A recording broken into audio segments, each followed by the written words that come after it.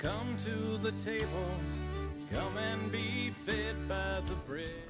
Ama namin, banal at makapangyarihan sa lahat, una-una ay nagpapasalamat kami sa mga paalala, sa mga saway, sa mga kalakasan, sa mga pagpapala, sa mga patotoo, Panginoon, na tunay na buhay ka at hindi ka nagkulang kailanman sa aming mga buhay. Kami lito at hindi alam ang gagawin. Subalit nariyan ka pa rin para turuan kami na magtiwala lamang sa iyo. Panginoon, salamat sapagkat kailangan namin tumayo, kailangan namin manindigan, kailangan namin magtiwala lamang sa iyo, Panginoon. Kung ano man itong sitwasyon na nangyayari, kung namamaliman kami ng choice, kung namamaliman kami ng mga hakbangin sa buhay nito, Lord, ayon nga sa salita ni Pablo, na kami pumanatag at maghintay hanggang sa iyong pagbabalik na ikaw ang maghahayag ng lahat ng bagay. Panginoon, totoo na hindi kami karapat-dapat sa mga bagay na ito na inaalok mo sa amin. Gayunpaman, inaasahan ka namin na siyang gagawa sa aming mga buhay at narito kami na nagtitiwala sa iyong mga salita at laging hinihingi sa iyo na pagtibayin mo kami, Panginoon. Huwag mo kami paghiwa-hiwalayin dahil sa mga bagay na hindi namin naabot at hindi naunawaan sa buhay nito. Naway, Panginoon, mamagitan ka at kung kami may nakapagpatisod sa mga mahihina at sa mga walang malay, inuulit namin ang kapatawaran. Gayunpaman kami nabubuhay, Panginoon, pag kami sa nagdidesisyon ng hindi namin misinterpret at nagdidesisyon, Panginoon, na mahirap at tanggapin, subalit ikaw, Panginoon, ang siyang laging umuunawa at nakuunawa at siyang magbabalansin ng lahat ng bagay upang ang lahat ng bagay ay hindi masasayang, Panginoon, kundi mauuwi sa iyo ang lahat ng kapurihan sa dakila at makapangyarihang pangalan ng aming manunubos na si Yahshua, ang aming Mesaya. Salamat po, Ama. Salamat po, mahal na Panginoon. So ganoon, mga kapatid, na tayo'y nabubuhay sa ating mga kahinaan. Kailangan natin ng Panginoon, kailangan po natin ang Diyos na mamamagitan, kikilos sa ating mga buhay upang tayo magsisitatag. Yan po, kailangan nyo katatagan. Sabi ko nga sa inyo, lagi na marami pang pagsubok, marami pang haharapin tayo. Tama? At marami pang gagawin ng Panginoon sa buhay natin. Tama? Hindi naman ibig sabihin na pagkalalim-lalim ng ating mga naunawaan sa Biblia, hindi naman ibig sabihin kapag nagkasala ka, nagkamali ka, ay hindi ito tatanggapin ng Panginoon. Ang Panginoon po ay, kung ikaw ay naging maunawain, lalong mas maunawain ng Panginoon. Siya ay Diyos na balanse at siya po ay Diyos na timbangan, mga kapatid. Hahatulan ka base sa kasalanan na gawa mo at pagpapalain ka base sa katatagan mo. Tama po? Kaya nga sinasabi ko, hindi lang tayo perfecto, minsan naloloko tayo, nadadaya tayo, minsan nararakit nga tayo, di ba? Hindi natin namamalayan, dumula natin namamalayan, kakamot ka na lang ulo, narakit ako. Di ba? Ayaw mo yun, pinag-isipan mo 10 beses, 20 beses, 3 beses, pero still sablay ka pa rin. Tama? So, importante na ipasa Diyos natin ang lahat, mga anak, mga kapatid. No? Ipasa Diyos natin ang lahat. So, dito, yung binasa ko kanina, yan, huwag muna. Stay put o relax lang po tayo at hihintayin natin ang hatol ng Panginoon.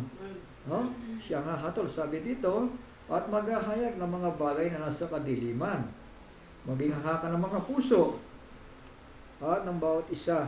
But I believe Hindi naman tayo magtatagal dito ng ganong katagal. Hindi naman tayo magtitiwala sa salita kung wala tayong naintindihan. Dahil ang salita ng Diyos, para lamang ito sa totoong mananampalataya. Tama po, yung iba na hindi tumagal at hindi tatagal, mga kapatid. Sabi nga ni Pablo, sila'y umalis dahil ito'y nagpapatotoo na hindi sila sa atin. Tama po ba?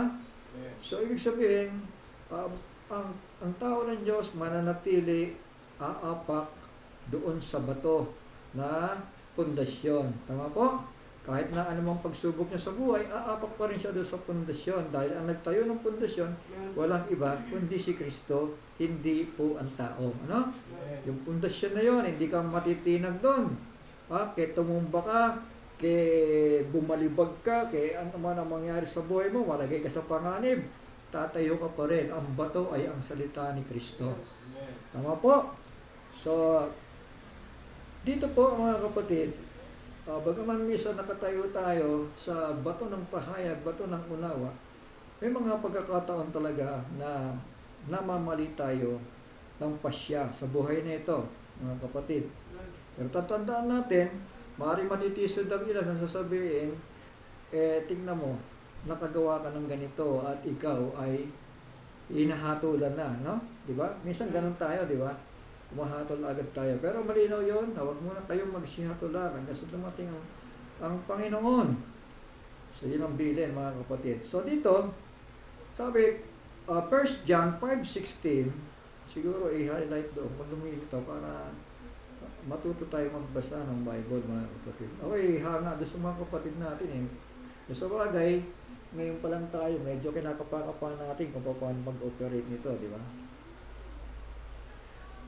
Sabi dito, kung makita ng sinuman na ang kanyang kapatid ay nagkasala ng kasalanang hindi ikamamatay, ay idalangin siya at bibigyan siya ng Diyos ng buhay na ukol sa nagkakasala ng hindi ikamamatay. May kasalanang ikamamatay? Hindi tungkol dito ang sinasabi ko na idalangin siya. So malinaw na meron pong kasalanang ikamamatay at may kasalanang hindi ka maapektuhan. Tama? Sapagkat ikaw ay anak na ng Diyos, sapagkat may binhi ka ng Diyos sa puso mo. Tama? Na kahit matisod ka, magkamali ka, hindi yan magdadala sa iyo sa apoy. Malinaw yun?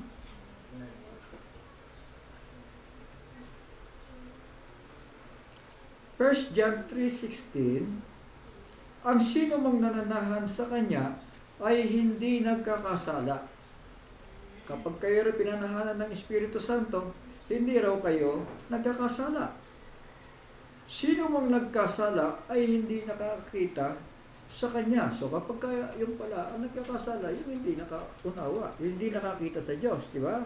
Pero kung ikaw ay pinapanahanan ng Panginoon Diyos, sabi dito, sino mang nananahan sa Kanya ay hindi nagkakasala. Kapag ikaw ay nananahan sa Panginoon at ang Panginoon nananahan sa iyo, hindi ka raw nagkakasala. Sino mang nagkasala ay hindi nakakita sa Panginoon. Yun nga lang, kapag ikaw ay unbeliever, diyan ka ngayon mapaparusahan ng Panginoon. Tama? Diyan ka nagkakasala. Hindi man nakakilala sa Kanya. Tuloy ko lang sa 8, putol-putulin ko na lang. Ang gumagawa ng kasalanan ay siya diablo. Sabi siya, Amen. Sapagkat buhat pa ng pasimula ay nagkasala ang diablo, sa bagay na ito'y nahayag ang anak ng Diyos upang iwasak ang gawa ng diablo. Sa 9, ang sino mang ipinanganak ng Diyos ay hindi nagkakasala. Shall we say Amen? Ikaw anak ka ng Diyos, ikaw anak ka ng Diyos. Hindi ka na nagkakasala sapagkat yung makagawa ka man ng sala at maraming matitusod sa iyo, hindi mo yan ikamamatay. Dahil ang Diyos ay nasa iyo at ikaw ay nasa Panginoon. Tama? Amen? Dahil pinanganak ka na eh. Born again ka na eh. Tama? Wala tayong doubt doon. Pero, sabi dito, sino mang ipinanganak ng Diyos ay hindi nagkakasala sapagkat ang kanyang binhi. So, yun pala ang dahilan, ano? Ang binhi ng Diyos ay nananahan sa Kanya.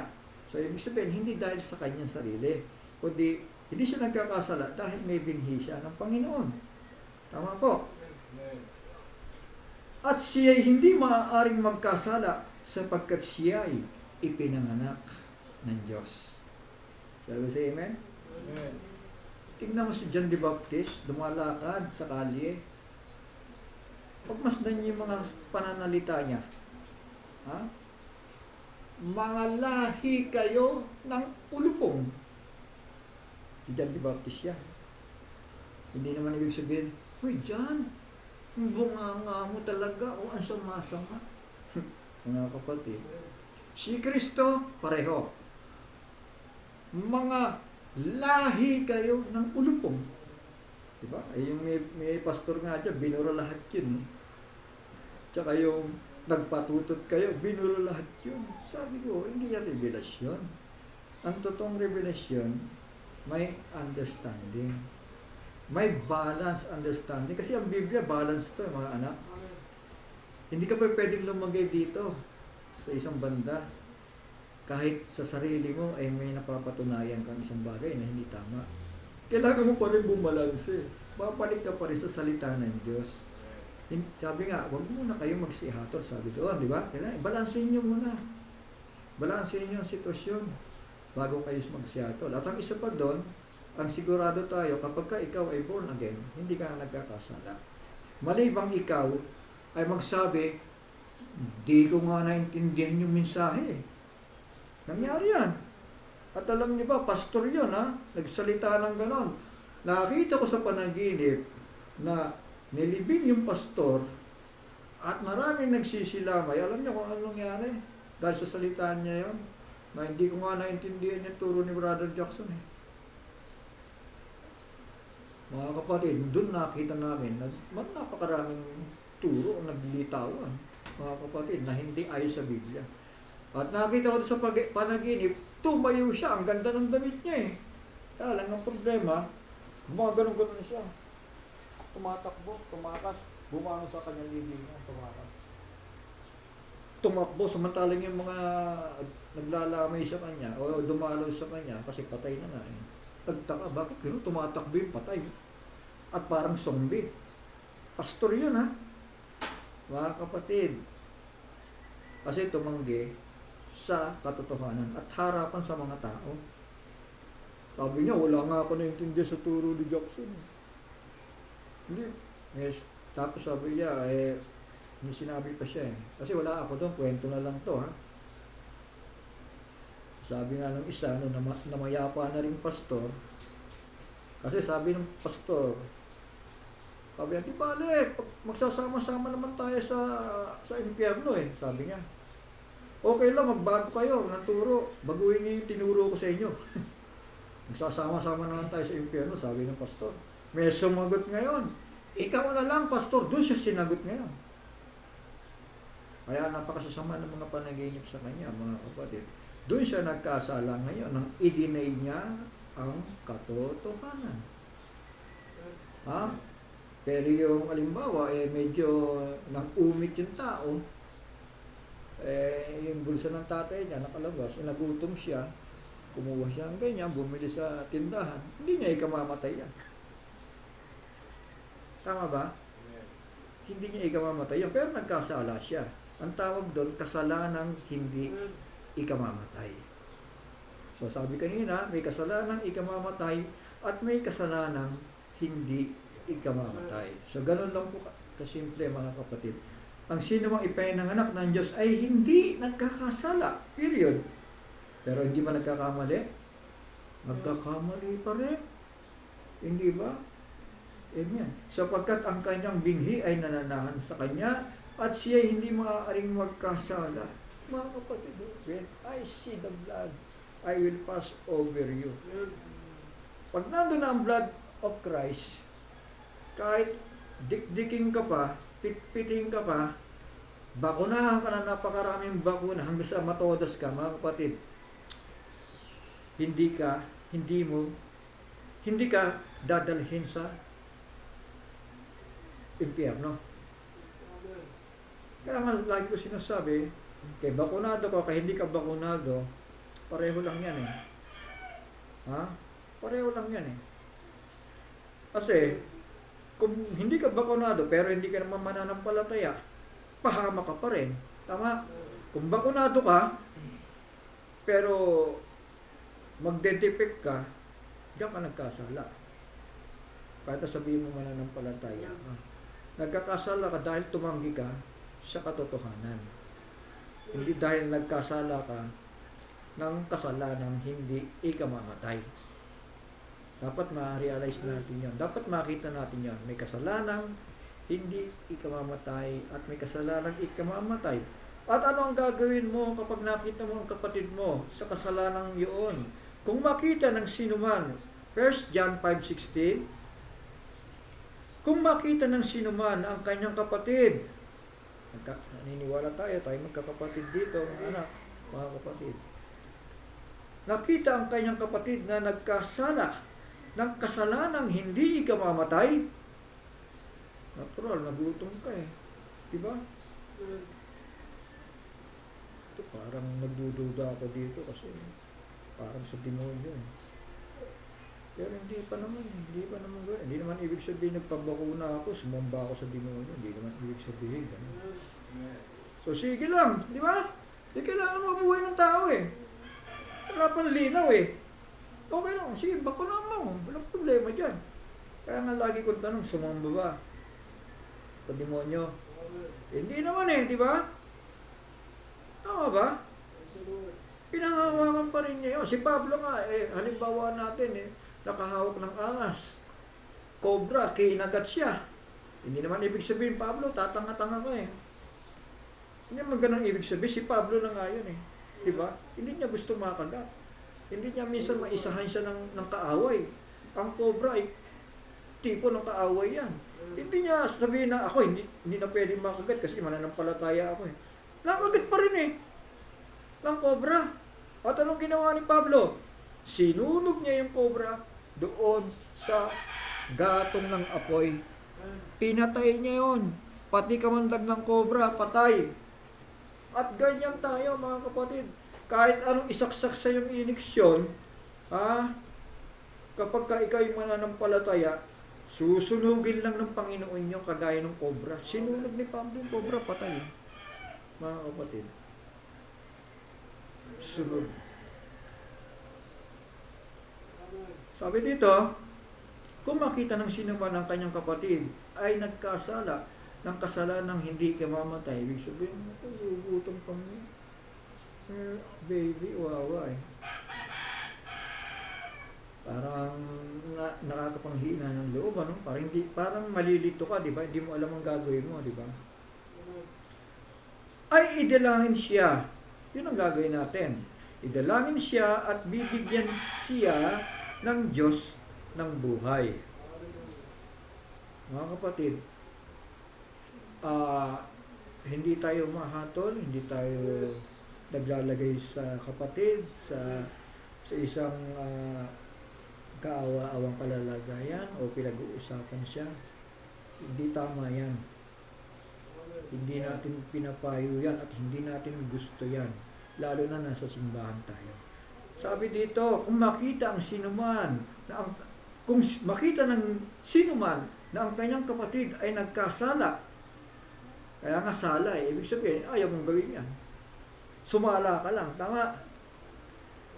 Ng kasalanang hindi ikamamatay, you see? Hindi pala ikamamatay yung kasalanan mo. Tama? Wala akong nakikita dito eh, na may ganitong kasalanang ikamamatay eh. Kasi lahat kayo nagpapatuloy, buhat pa ng una. Diba? Sabi dito, kapag nakita ng sinuman ang kanyang kapatid na nagkasala ng kasalanang hindi ikamamatay, ay idalangin siya at bibigyan siya ng Diyos ng buhay. So, yan ang pag-ibig. Tama po? Makita natin, isang kapatid, nagkamali yata ng desisyon. Pag-pray lang, pag-pray. Tama, ang Diyos pa rin, nasa Diyos pa rin yan eh. Kaya vaccinated ka, hindi ka vaccinated. Pareho lang naman yan eh. Ah, ang problema, kapag ka pinasamba ka sa Diyos-Diyosan, iba na yan. At iba rin yung nag-iingat ng ating mga sarili. Kasi kapag ka puro na lang ganon, mga kapatid, baka naman ikasama. Kasi pinakita na nga ng dengbak siya yan, di ba? Pwede mong ikasama. Hindi natin pwedeng sabihin, okay lang, kasi anak naman ako ng Diyos, hindi ako maano eh. Hindi ganon. Kailangan marunong tayong ingatan yung nag-iisang katawan na binigay ng Panginoon. Banal ito di ba? Pakabanalin ninyo ang inyong katawan, ang inyong kaluluwa, sabi ng salita ng Diyos, di ba? Ibig sabihin, touch not the unclean thing. Huwag kang hahawak sa marubing bagay. Kailangan lahat ng hakbang mo, lahat ng gagawin mo, kung ikaw ay misay natis, so doon mo nang ulitin. Pareho lang yan. Tingnan nyo, ang kaibahan ay ang pananampalataya. Kaya kung may mga ganong sitwasyon, wala kayong gagawin mga anak, kundi ipanalangin ng kapatid. Kasi ako, baka man alam ko na talaga mauuwi na sa pare-pareho tayo, mawawalan talaga tayo ng hanap buhay. Nangyayari talaga yan. Pero lagi pinapanalangin sa Panginoon, Panginoon, may pangako kang pag-agaw. At hindi, kaya mo nga kami aagawin, Panginoon, dahil ayaw mo kami maghirap sa kamay ng kaaway. So yun lang aking dinadalangin sa Panginoon. Kaya Panginoon, sinasabi ko lang sa Kanya, Panginoon, pabagalin mo itong desisyon ng aming gobyerno para hindi naman kami makapektuhan. Dahil kami mga anak mo at hindi mo kami pababayaan, dayain, puwersahin ng kaaway. Kaya nga po, pinipilit namin magdamit ng damit pangkasal. Diba? Kasi yung iba, tanggap na nila, finally yan.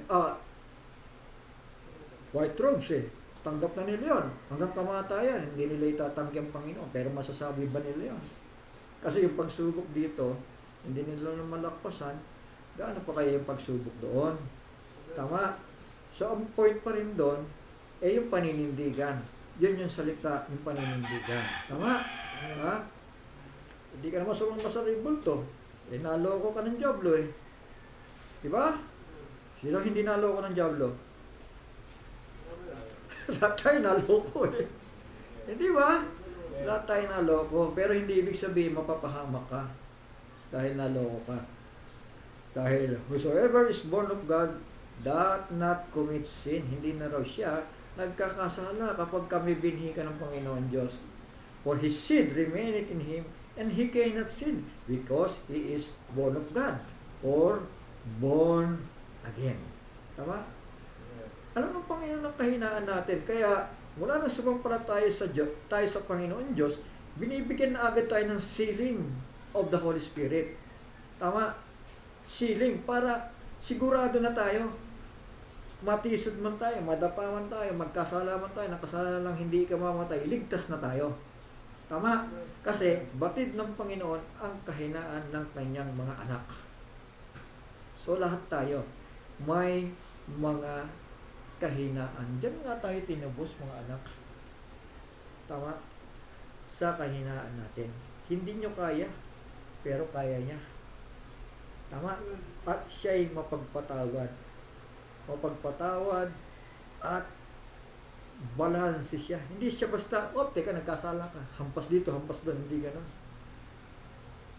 Ang Panginoon marunong din magbilang 1, 2, 3. Kapag mga minor lang naman at hindi malala. Pero kapag malalaya, kukunin na yung buhay mo. Totoo to, based on my experience, mga kapatid. Yung mga tumatanggi na dating nakakilala, kukunin na yung buhay nila. Para hindi na sila makapanggulo pa. Isipin mo yan, matapos nyo ng sampalatayaan, sasabihin, wala nga ako naintindihan sa tinuro ng tao na yan. Nagkasala ka sa Diyos. At maaari mong ikamatay yan. Tama, kasi unbelief yan Tama, pero ang kasalanan, hindi ka mamatay, napaka-minor nun. kumbaga pag-aalala. Yun lang mag-alala ka, nagkasala ka na eh. Yun lang makakita ka ng babae, dumakad sa harapan mo, medyo sexy. Nagkasala ka na kapag mali ang tingin mo. Di ba? Oo, natisod sa isang kautusan, natisod sa lahat eh. Tama po? So, sinong kailangan natin? Yung awa niya. Tama po? Yung habag niya, hihingi tayo ng awa. At kapag nakita mo yung kapatid nito, paano yung titig doon sa sexy oh? Kailangan niyang panalangin mo. Tama? Magdalanginan tayo. Ha? Malapit nang dumating ang Panginoon eh. Ha? Sabi nga, kung tayo mismo ay magkakagatan, wala na matitira sa atin, sabi ni Pablo. Ano po? Amen? Kaya ako, mga kapatid, tinitignan ko yung testimony ni Kenneth, sabi ko. Ibang tao to. Hindi ko tinataas si Kenneth, di ba? Dahil itong batang ito, talagang ayaw niya isugali yung sarili niya. Di ba? Nang dahil sa panganib na talagang totoo naman itong sinasabi ko, mga kapatid. Pero, yan nga, sasabihin ko rin sa inyo, kaya vaccinated, kaya hindi vaccinated. Mga kapatid, ako hindi natatakot mahawa. Sabi mo, SM, mga pagpasok ko, puro vaccinated yun. Wala akong mask. Pumasok ako. Pagdating ko sa loob, humihinga ako. Sino ba pwedeng kumuha ng buhay ko? Sino ba pwedeng kumuha ng buhay ko? Di ba ang Panginoon lang? Ha? Mga kapatid, dapat maitama ang mga kaisipan natin pagdating sa mga ganitong bagay.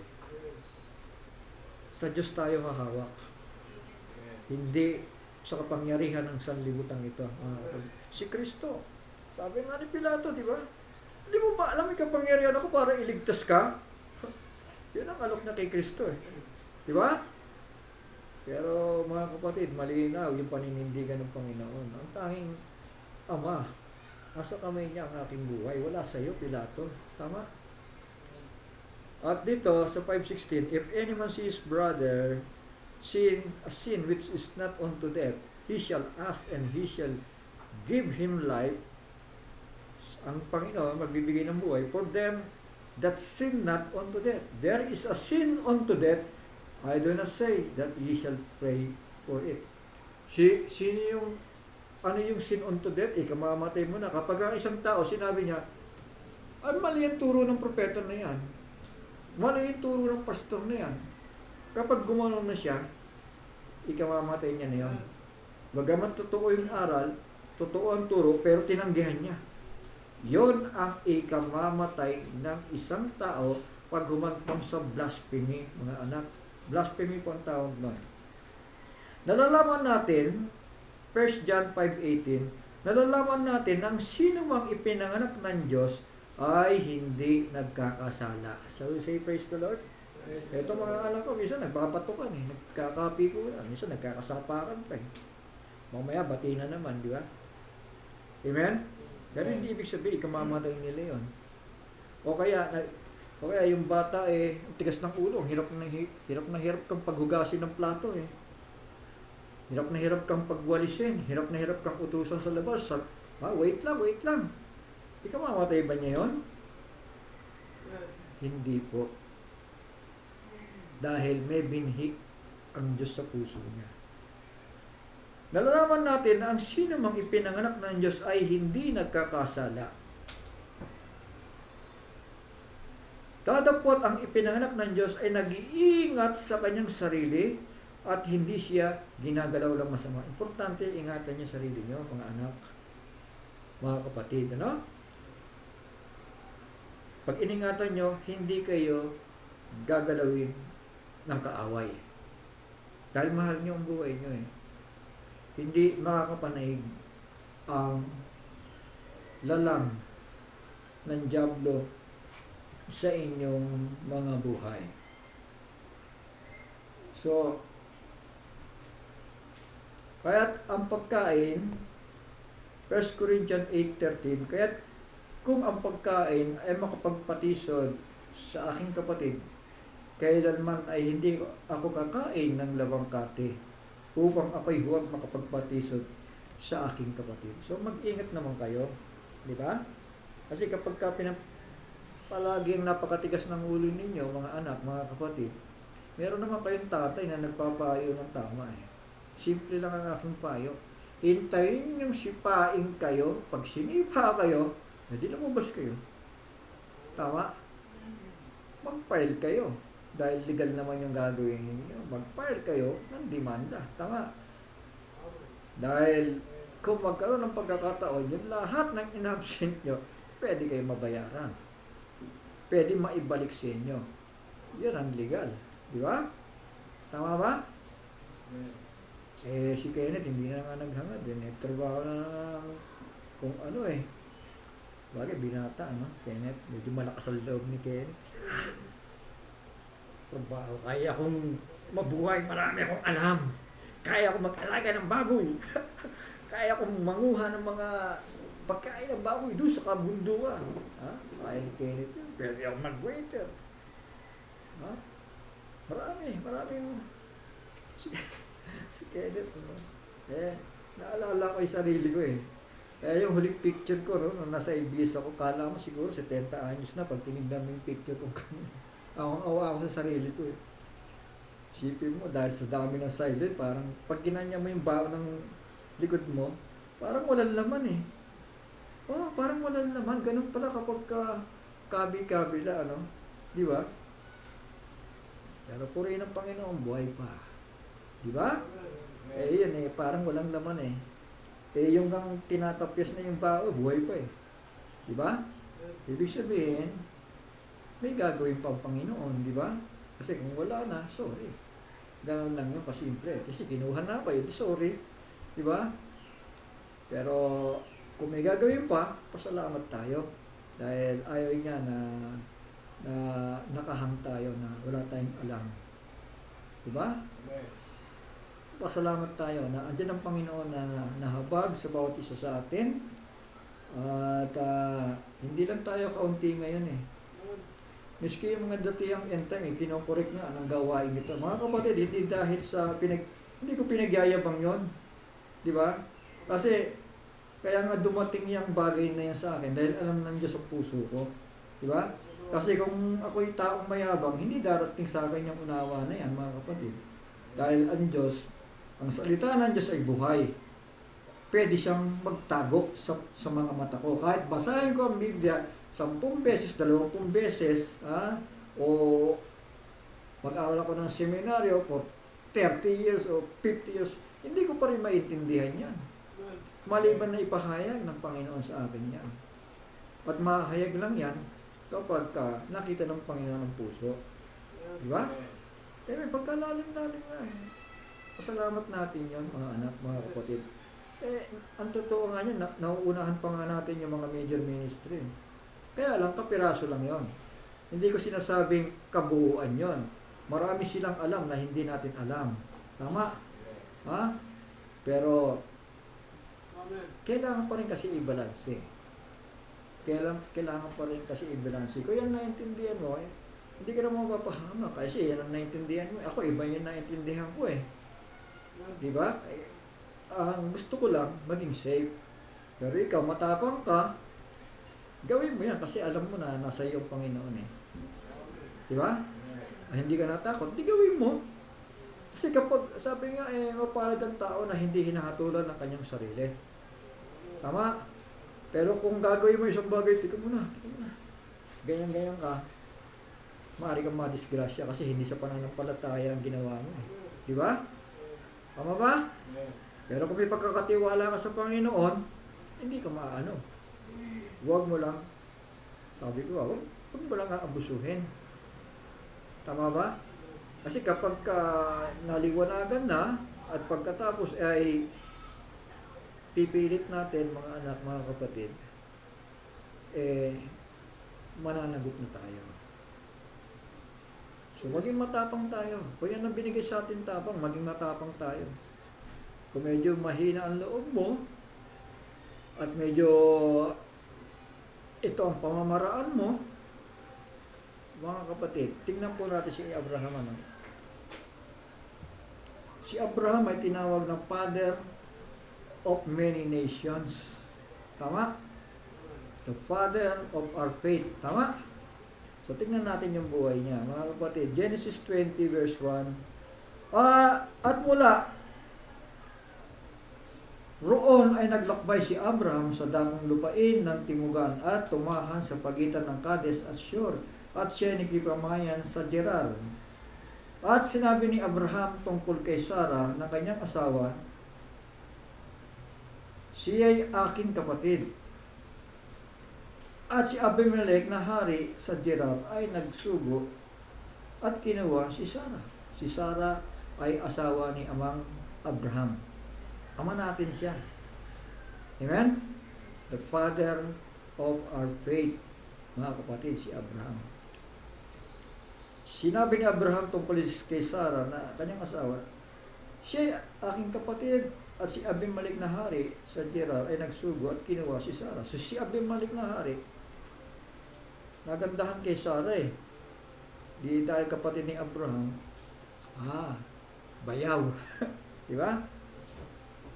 So, kinuha niya. Si Abraham naman,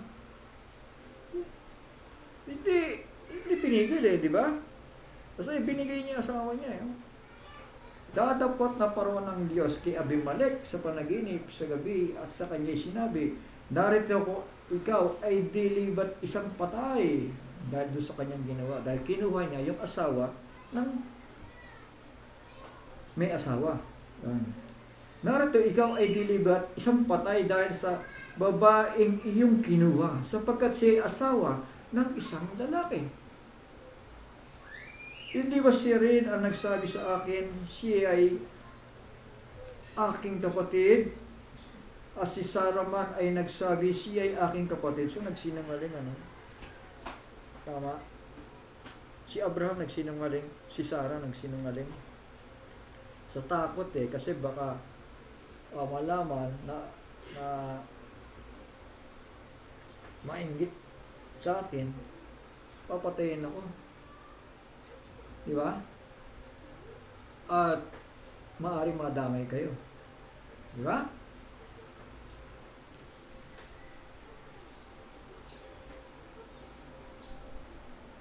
Sabi nito,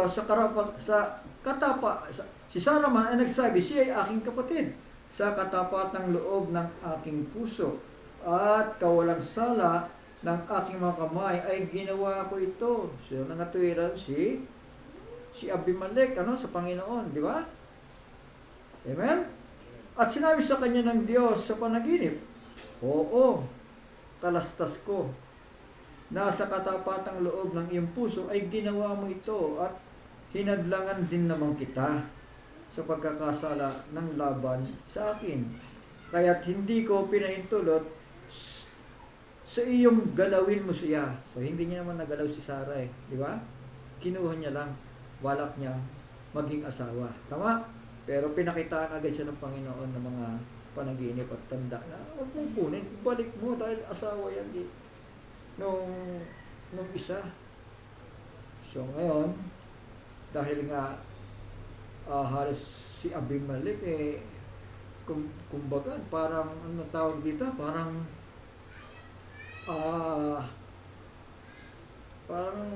naipit siya, di ba? Wala siyang kamalayan pero nalalagay siya ngayon sa panganib, di ba? Tama? Nadamay doon sa dalawang mag-asawa na dapat nananahimik siya pero nadamay siya, mga kapatid. Pero ang Diyos ay matuwid, mga kapatid. Kung meron man natitisod, mga kapatid, matitisod sila dahil yun ang kanilang hantungan.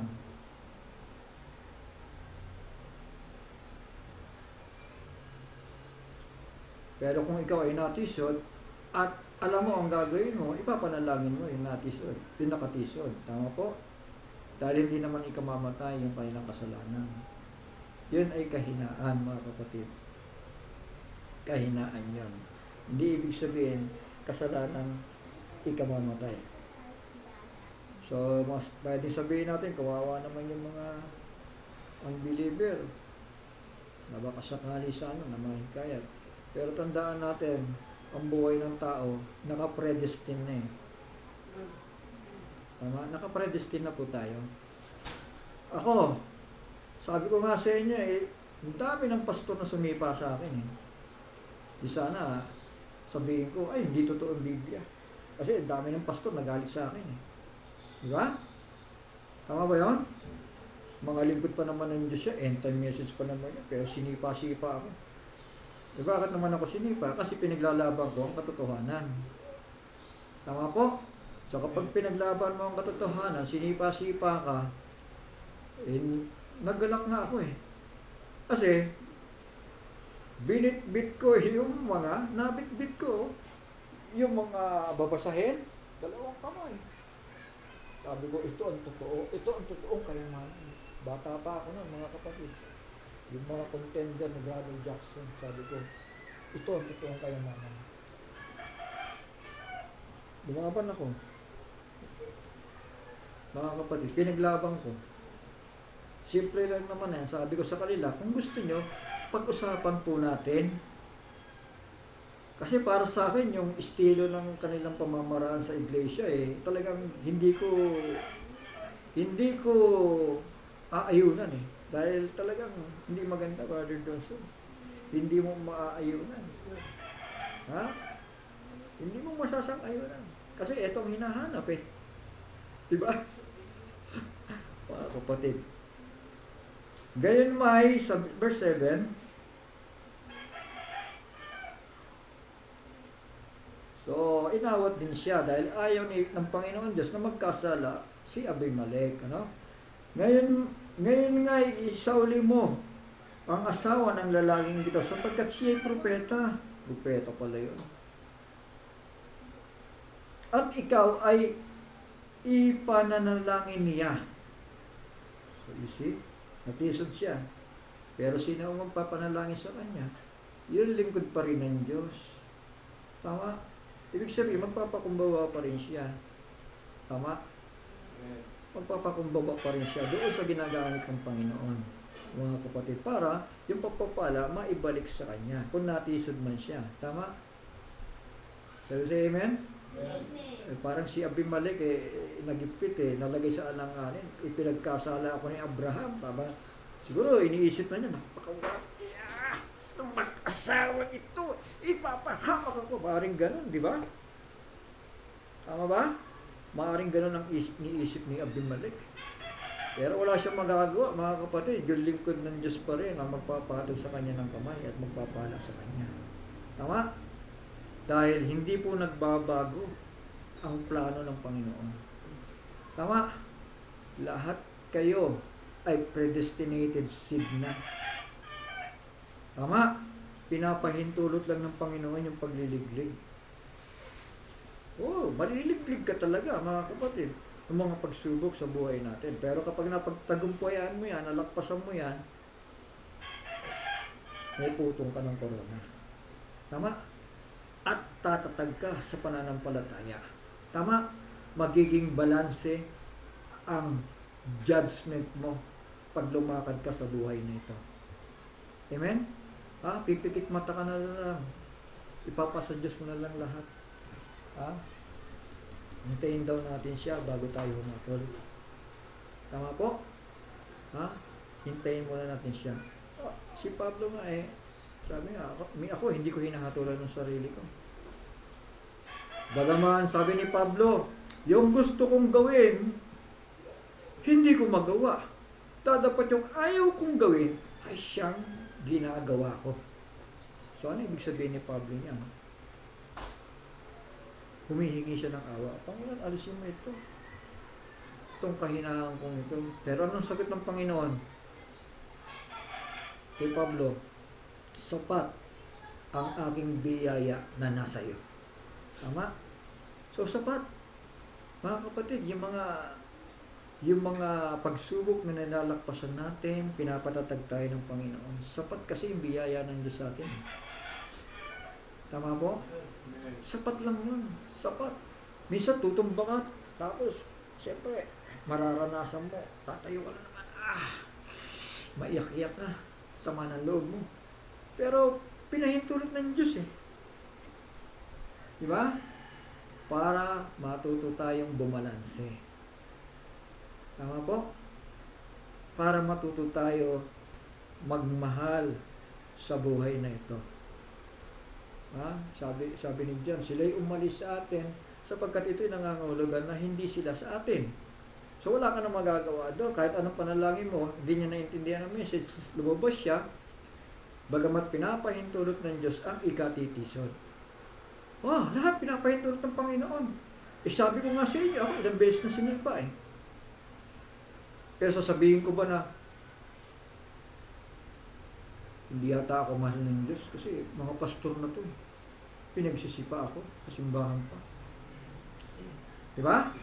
Hindi ko inisip na mali ang Biblia. Kasi kung tama ang Biblia, di sana inakay nila ako.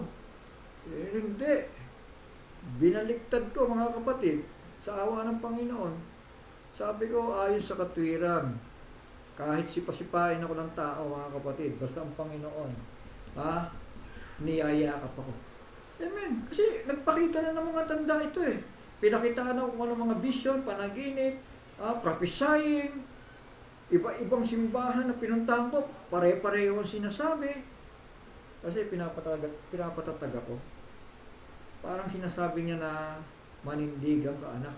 Ang dami niya sinabi, hindi ko muna sasabihin sa inyo, sa kanan lang, mga kapatid.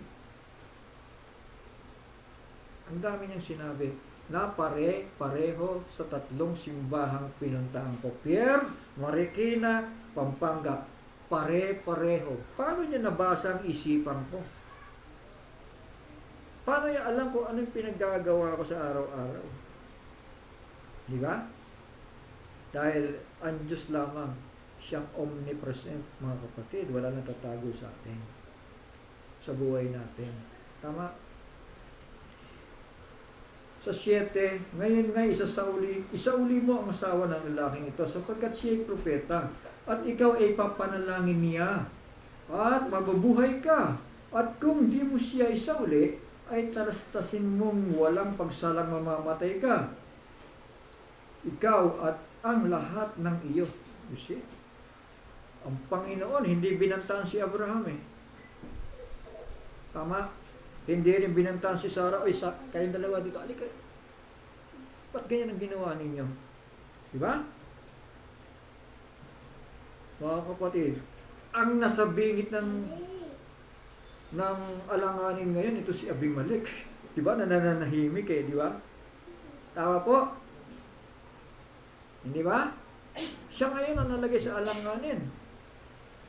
At si Abimelech ay bumangon maaga ng kinaumagahan ay tinawag nga ang lahat niyang bataan at sinabi sa kanilang pakinig ang lahat ng bagay na ito at ang tao'y natakot na mainang. Na magkagayoy tinawag si Abimelech. Tinawag ni Abimelech si Abraham at sa kanya'y sinabi, anong ginawa mo? Anong ginawa mo sa amin? At sa ano ako nagkasala laban sa iyo? Na dinalhan mo ako. At ang aking kaharian ng isang malaking kasalanan, ginawan mo ako ng mga gawang di nararapat. So sinabihin niya si Abraham. Ba? Sinungaling kayong mag-asawa. Tingnan niyo nangyari sa akin. Nasa bingit ako ng alanganin. Pero mga kapatid, still magpapatong pa rin ang pagpapala sa kanya si Abraham. Tama? Say amen? Hindi magbabago yun. At sinabi ni Abimelech kay Abraham, anong nakita mo? Ginawa mo ang mga bagay na ito. At sinabi ni Abraham, sapagkat inisip ko tunay na walang takot. Tunay na walang takot sa Diyos ang dakong ito. Yung kanilang pinamamahayan. At papatayin nila ako dahil sa aking asawa at sa katalagang siya'y kapatid ko na anak ng aking ama. Dadapat hindi anak ng aking ina at siya'y naging asawa ko. Yun pala naman. Mga kapatid, may dahilan si Abraham. Kaya lang, may tinago. Di ba? Amen? Kumbaga, palusot na lang ni Abraham yun di ba? Amen? Tama ba? Palusot na lang yun kasi asawa niya naman talaga yun eh. Tama ba? Si Abraham ba nagpalusot? Palusot yan, no? Sa takot kasi na kapag sinabi ko ng asawa kita, may inggit sila sa akin kasi ang ganda-ganda talaga ni Sarah eh. Ipapatayin siya kasi nagustuhan ng hari eh. Ayaw ng hari na may kahati siya, di ba? Papatayin niya si Abraham, pati yung hindi natin alam kung ano yung magiging kasunod mo, mga kapatid. So natakot si Abraham. Natakot yung mag-asawa at ang pasya nila, mga kapatid, magsinungaling. Amen? Kaya may sabi nga kanina ni John, may kasalanang ikamamatay at may kasalanang hindi ikamamatay ng isang tao. Ang kasalanang ikamamatay doon kapag tinanggihan mo ang katotohanan. O kaya matapos mo marinig, ay tinanggihan mo, mauwi po yun sa blasphemy. O kaya hindi mo ginagalang ang manggagawa ng Diyos dahil sa pagkakatisod, magkakasala ka. Kumbaga, hindi sisisihin ng Panginoon si Abraham at si Sarah. Ang sisi diyan kay Abimelech. Di ba? Kay Abimelech ang sisi dahil hindi nagbabago ang pagkatawag ng Diyos sa tao ng Diyos. At nangyari na nang ako'y palayasin ng Diyos sa aking Ama, at sinabi ko sa kanya, ito ang magandang kalooban mo na may pakita sa akin, na sa lahat ng aking datnin ay sasabihin mo tungkol sa akin at siya'y tungkol sa akin, siya ay aking kapatid. Siguro maraming paglalakbay nila, nakikita ni Abraham, mga kapatid, na talagang nakukusunodaan si Sarah. At si Abimelech ay kumuha ng mga tupa at baka at mga aliping lalaki at babae at ipinagbigay kay Abraham at isinauli sa kanya ni Sarah, si Sarah na kanyang asawa. So pinagpala si Abraham. Diba? Sinungaling no? Si Abraham. Si Sarah, ganun din. Pero pinagpala ni Abimelech, mga kapatid. Pinagpala ng Panginoong Diyos. Mga kapatid, hindi magbabago ang calling nyo. Niwala kayo? Kapag ka nilagay na sa puso mo ng Panginoon yung mga salita niya at pinanampalatayanan mo, hindi na magbabago yun. Ha? Magsisilbing token yun. Nakatahan na sa'yo yun. At hindi ka na magkakasala pa. Ba? Ang sino mang pinanganak ng Diyos ay hindi na nagkakasala sapagkat ang binhi, ang Holy Spirit, ay nananahan na sa Kanya. Ha? Yung nga lang, sabi ni Pablo, huwag ninyong pighatiin ang Espiritu Santo na sa Kanya kayo'y tinatakhan hanggang sa panahon ng katubusan. Yung nga lang, talagang ipapahintulot mga kapatid, mapighati tayo sa kapatid natin. Ikaw, ang sama naman ang ginawa mo, ako'y nalulungkot sa iyo, ugali ko, hindi tama. Minsan ganun mga kapatid. Pero wala kang magagawa mga kapatid. Silyado na tayo di ba? Silyado na tayo ng Espiritu ng Diyos.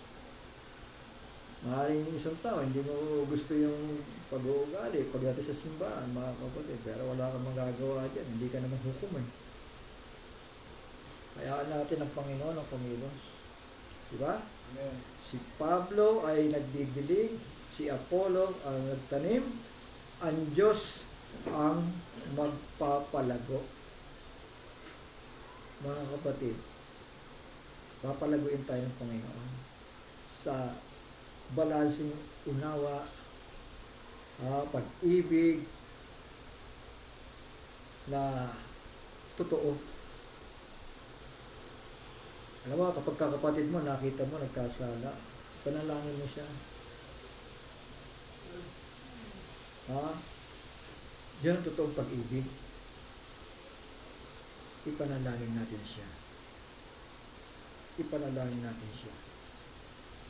Kasi hindi laging open rebuke is better than secret love. Hindi laging ganun. Kasi may sinasabi din naman ng Biblia na ang nag ang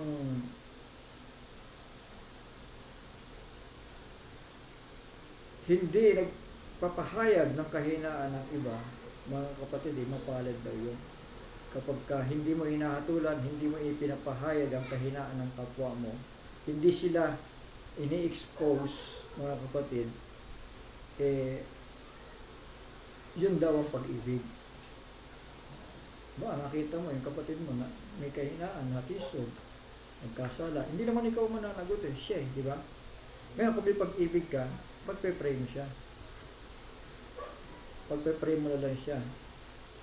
Bagaman, totoo yan, na open rebuke is better than the secret love para maitama tayo. Tama? Pinapahintulot ng Diyos yun. Lahat tayo subject sa salita ng Diyos. Tama? Lahat tayo, mga kapatid, kailangan matakot sa Diyos. Kasi masasaktan ka talaga. Salita pa nga lang ng Diyos Para ka nang dinadaganan di ba? Para ka nang pinipit-pit, mga kapatid. Kaya nga sabi ko sa inyo ngayon, nung nakaraan pa, malapit nang dumating ang Panginoon, itong gagawin nyo.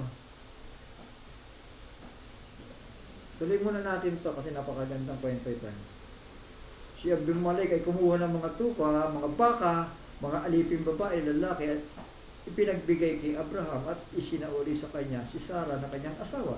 At sinabi ni Abimelech, narito ang lupain ko ay nasa harapan mo, tumahan ka kung saan mo magalingin. So you see, doble pagpapala pa, no? Diba? At kay Sarah sinabi niya, narito nagbigay ako ng 1,000 putong na pilak sa iyong kapatid. Narito, ito sa iyo'y piring sa mga mata ng lahat ng kasama mo at sa harap ng lahat ay nagbangong puri ka. At nanalangin si Abraham at pinagaling ng Diyos si Abimelech. So you see? At ang kanyang asawa at ang kanyang mga aliping babae na pat nagkaanak sila. So ituloy na lang natin dito, mga kapatid. Ephesians. So ito napakagandang payo, 4:28. Ngunit kayo hindi na matuto ng ganito kay Kristo. Yung pagsisinungaling, hindi naman tinuturo ni Kristo yan. Di ba, mga anak? Sabi ko nga maigi sipasipahin kayo kasi yung action kayo nang hindi kalooban ng Panginoon. Yan ang bilin ng man of the house. Kung tunay na siya'y inyong pinakinggan at kayo tinuruan sa kanya gaya ng katotohanan kay Jesus at inyong iwan tungkol sa paraan ng inyong pamumuhay na nakaraan ang dating pagkatakot. Darating na po ang Panginoon. Amen ba? Amen. Iwan na natin yun. Miski, sabi ko nga sa inyo, sino ba ito? Si Sapphira, at saka yung kanyang asawa, nagsinungaling sa mga alagad Kay Pedro, sa mga alagad, nagsinungaling sila. Pero maganda naman yung kanilang ginawa kasi nagbigay sila kay Pedro Parang donation yun, binigay kay Pedro. Kaya lang, nagbigay sila na may pagsisinungaling. Maaaring sinabi, ayan na, binigay na namin lahat sa inyo. Wala na natira sa amin. Maaaring ganon, di ba? Sabi ni Pablo, ni Pedro, sino nagturo sa inyo na pareho kayo magsinungaling? Narito, lalabas kayo na mauna ang paan ninyo sa pintuan na yan. Mga kapatid, pinatay ng Panginoon yung mag-asawa. Kaya, yung panahon natin ito, napakapiligro, mga anak. Mga kapatid, maging tapat tayo. Maski sa maliliit na mga bagay. Bagamat sabi nga ng Biblia, hindi naman ikakatwiran natin. Hindi naman ikamamatay ito. Sige lang. Ang problema, may matitisod sa'yo. Ikamamatay niya yun, yung natisod. Tama? Tama ba? Ang mananagot, ang kawawa, si Abimelech. Nalabas ako dito, bakit ako ngayon naputukan? Di ba? So, gano'n. Kaya nga, sabi ko nga, iwasan ninyo na may matitiis sa inyong paglakad. Sabi dito, inyong iwan tungkol sa paraan ng iyong pamumuhay ang nakaraan, ang dating pagkatao na sumama ng sumama ayon sa kahalayan ng pagdaraya. At kayo magbago sa espiritu ng iyong pag-iisip at kayo magbihis ng bagong pagkatao. Alisin na natin yun, dumana yun. Magmahala na lang tayo. Kasi lahat lilipas to, pero yung pag-ibig ng Diyos hindi lilipas eh. Tama, mananatili daw yun. Yung mga kaloob natin, lilipas lahat yun. Pero yung pag-ibig, siyang mananatili. At kayo magbihis ng bagong pagkatao na ayon sa Diyos ay nilalang sa katwiran, you see? At least, righteous ka. At sa kabanalan ng katotohanan. Pero nauna na ngayon doon, mga kapatid, ano? Na kailangan katotohanan. So, kung sinabi mo kasinungalingan, katotohanan, yun ang magkabaliktad, di ba? So, ibig sabihin, pag hindi mo nalakaran yung katotohanan, nagsinungaling ka. Ganun lang yun. At kayo magbihis ng bagong pagkatao na ayon sa Diyos ay nilalang sa katuwiran at sa kabanalan ng katotohanan. Sa 25, kaya nga pagkatakwil ng kasinungalingan ay magsasalita ang bawat isa sa inyo ng katotohanan sa kanyang kapwa. Sige, sipain mo na ako. Kaya nakasimple yan eh. Siguro narinig na ni Kenneth ito eh. Paulit-ulit kasi ako eh. Hintayin nyo, sipa-sipain kayo. Ha? Wala ka nang magagawa pag sinipa ka di ba? Amen? Huwag lang kayong pipirma. Dahil nandiyan papasok na yun yung katuwiran. Tama. So, pupunta pa rin tayo sa katuwiran eh. Batas sa batas yan eh. Ang batas ng tao, batas din ng Diyos yan. Sabi ko sa amen? Ang tao ay may kalayaan para pumili. Kung medyo alanganin ka dito, dito ka. Medyo alanganin ka doon, gawa ka ng paraan. Kasi hindi mo naman ikamamatay yan. Ang gusto mo lang, makapaghanap buhay. Tama ba? Sabi siya, amen? Yun lang naman ang motibo. Ang Diyos tumitingin sa motibo eh. Naniwala kayo? Ang Diyos tumitingin sa motibo. Kahit anong ganda ng harapan mo, kung ilikuran mo, maling motibo, ano yan? Sa tingin ng Panginoon, hindi yan tama, mga kapatid. Tingnan si Abraham, sinungaling no? Si Sarah, sinungaling diba? Pero, yung sinungaling, ginamit na maging pagpapala sa isang hari. Tama? At pagpalain ng kaharian, pagpalain din ang mga namamahay sa kanyang kaharian. Kaya nga, pagkatakwil ng kasinungalingan ay magsasalita ang bawat isa sa inyo ng katotohanan sa kanyang kapwa, sapagkat tayo mga sangkap na isa't isa sa atin. So, isa tayo. We are one body. No? Ang ulo po natin ay si Kristo. Tama po? Kayo mga galit at huwag kayong magkasala. Huwag lumubog ang araw sa inyong galit. Diba? Magalit ka, okay lang naman yan eh. Kaya ka nagalit kasi papasok ka eh. Hindi mo naman bahay ito eh. Pirmahan mo yan. Abay, bahay ko to Kala mo kusina ka. Nakailam na ako. Di ba? Pero sa katotohanan lang mga kapatid kung katwiran ang pag-uusapan, ang tao'y malaya. Doon na lang ang mga kapatid, ang gobyerno nagkasala na Di ba? Sinira na nila yung batas Di ba? Wersahin! Kaya mong pabakuna. Doon na lang mga kapatid, nagkasala na ang gobyerno doon. Eh kung ikaw si Abraham, gagawa ka ng paraan. Para hindi ka madisgrasya. O kaya ayaw mo, hindi kaya ng konsensya mo. Yung iba talagang malakas ang pananampalataya. Eh, kumustahin mo naman yung mahina. Diba? Hindi niya kaya eh. So, ganoon lang yan mga kapatid. I-balansin natin ang buhay natin. Itama natin. Sabi nga, huwag muna tayong magsihatol. Yun ang payo ni Apostoles Pablo. Ang magnanakaw, sabi nito, huwag lumubog ang araw sa inyong galit. Hindi naman ibig sabihin si Amang Abraham si John the Baptist mga lahi kayo ng ulupong. Si Jesus Christ, ganun din.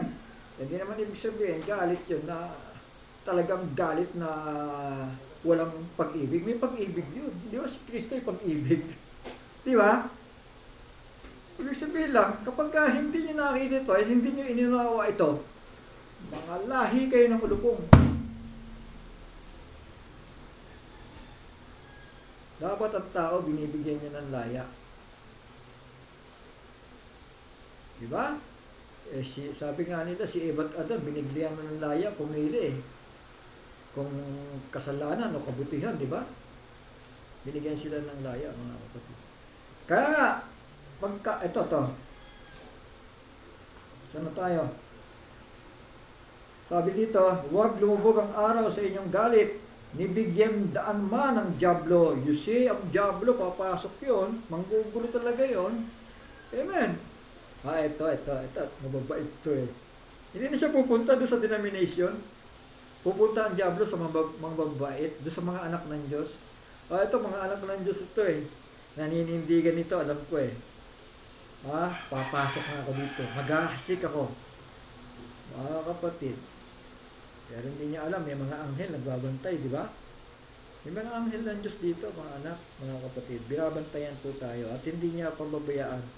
Sabi nga, the good man of the house, ay hindi niya pahihintulot na magiba ang kanyang tahanan.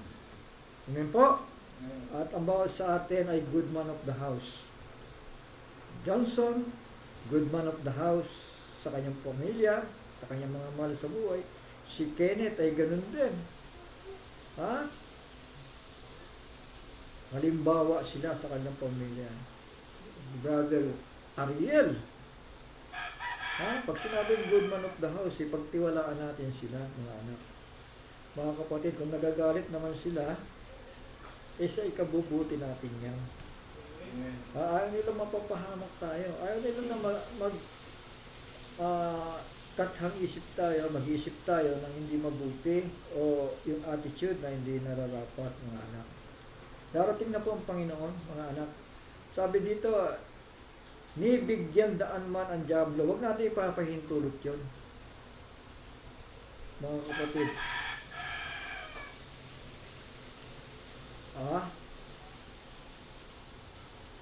Alam niyo, ang hangin sabi ko nga lagi, ang hangin nasa major ministry.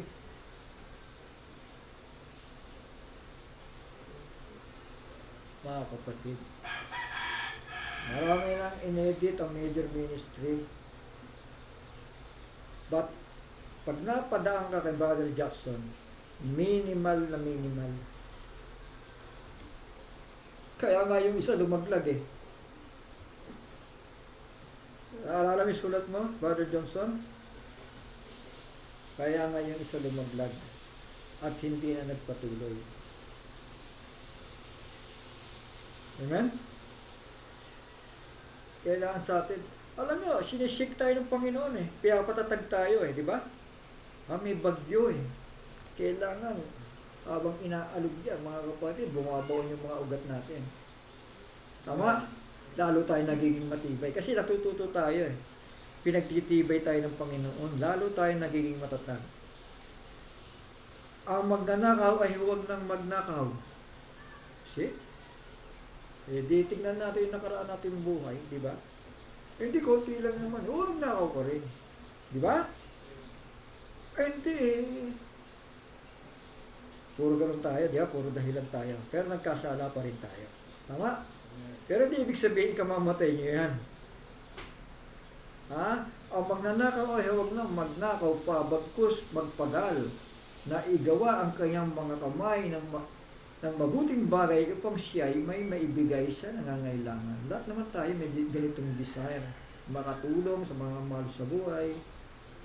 Lahat tayo, mga kapatid. Ano bang salitang mahalay ay huwag lumabas sa inyong bibig, kundi ang mabuting ikatitibay ayon sa pangangailangan, upang pakinabangan, upang makinabang ng biyaya ang mga nagsisipakinig. At huwag ninyong pighatiin ang Espiritu Santo ng Diyos na sa Kanya ay kayo tinatakan hanggang sa kaarawan ng pagkatubos. Mga kapatid, ang Espiritu ng Panginoon nalulungkot, di ba? Di ba? Yung kwento nga doon sa kabilang simbahan, may papasok daw doon sa simbahan nila.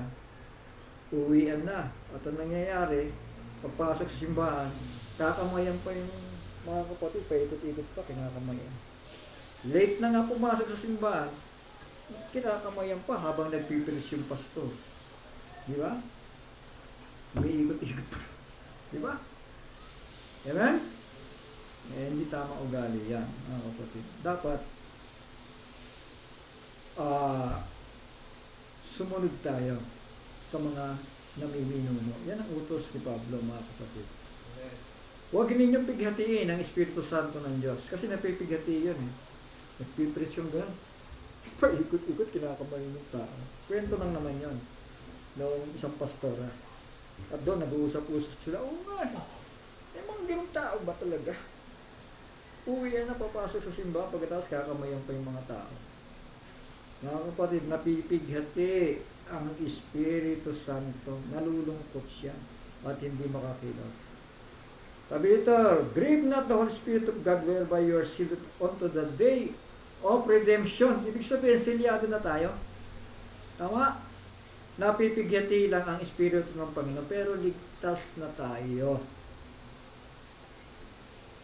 Lahat ng kapaitan, kagalitan, pagkakaalit, kadaldalan, panglilibak, mga alis nawa sa inyo, pati na ng lahat ng masasamang akala, at magmagandang loob kayo sa isa't isa, mga mahabagin, na magpatawaran kayo sa isa't isa, gaya naman ng pagpatawad sa inyo ng Diyos kay Kristo.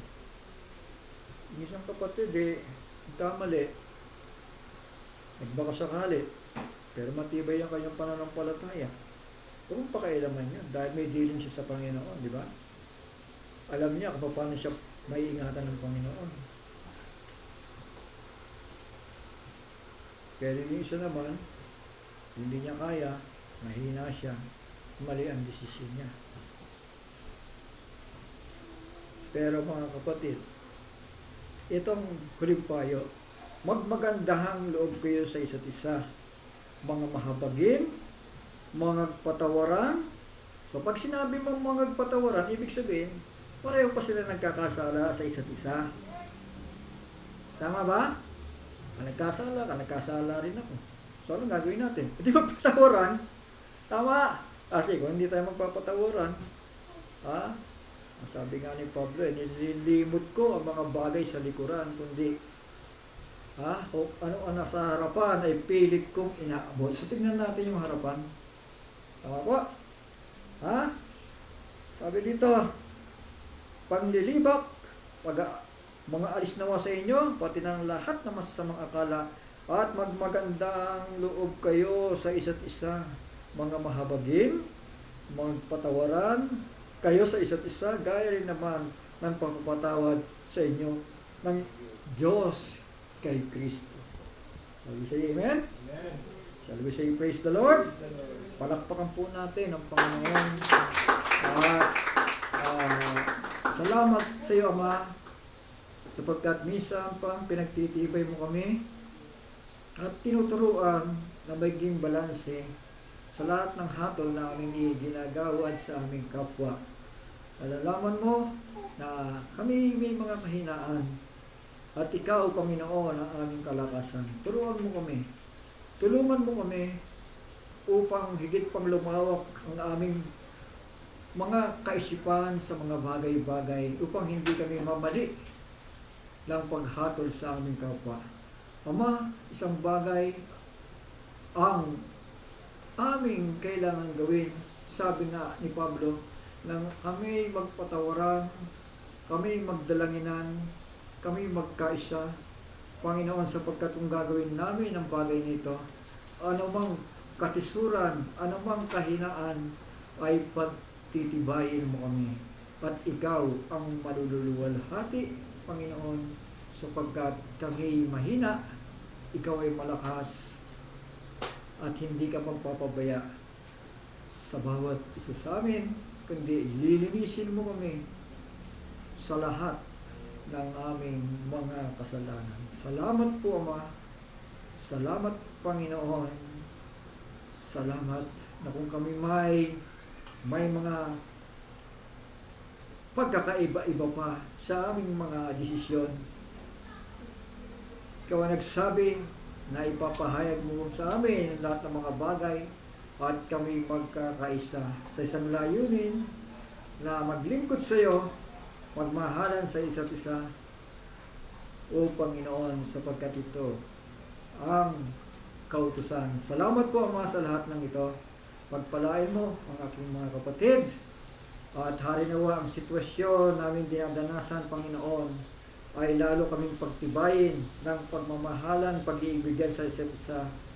Opo, Ama, sapagkat ito ang kasulatan. Ito ang buhay na walang hanggan. Salamat po, Ama. Salamat, Panginoon, minsan pa sa ngalan ng aming manunubos na si Yahushua, ang aming Messiah. Salamat po. Salamat. Tayo po magsabing Amen. Amen. Shall we say praise the Lord? Palakpakan po natin